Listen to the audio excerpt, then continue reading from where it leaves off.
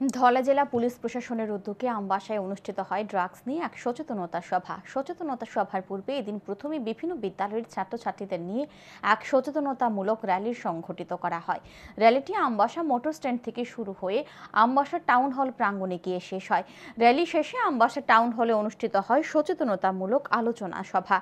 এই আলোচনা সভায় উপস্থিত ছিলেন ধলাই জেলার পুলিশ সুপার মিহির লাল দাস, অতিরিক্ত পুলিশ সুপার উত্তম বণিক, ড্রাগস ইন্সপেক্টর বিশ্বজিৎ সিং রায়, মহকুমা পুলিশ আধিকারিক সহ অন্যান্যরা। জেলা পুলিশ সুপার মিহির লাল দাস জানান, নেশা মুক্ত ত্রিপুরা গড়ার ডাক দিয়েছেন রাজ্যের মুখ্যমন্ত্রী। তাই মানুষকে সচেতন করার লক্ষ্যে এদিন বিভিন্ন বিদ্যালয়ের ছাত্রছাত্রী ও ক্লাবের সদস্যদের নিয়ে এক সচেতনতা র্যালি ও সভা করা হয়েছে।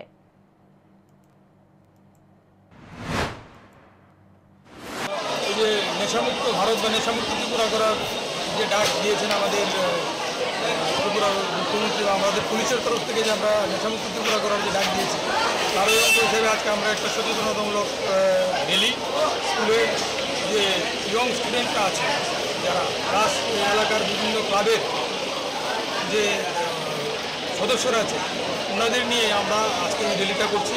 তার মাধ্যমে আমরা একটা বার্তা দিতে চাই সমাজকে, এই নেশার কবলে করে যে ইয়ং লাইফ, যে ইয়ংটা কীভাবে নষ্ট হয়ে যাচ্ছে, তার জন্য আমরা এই অ্যাওয়ারনেসটা করছি, যাতে ইয়ং বাচ্চারা যাদের নিয়ে আজকে আমরা করছি বা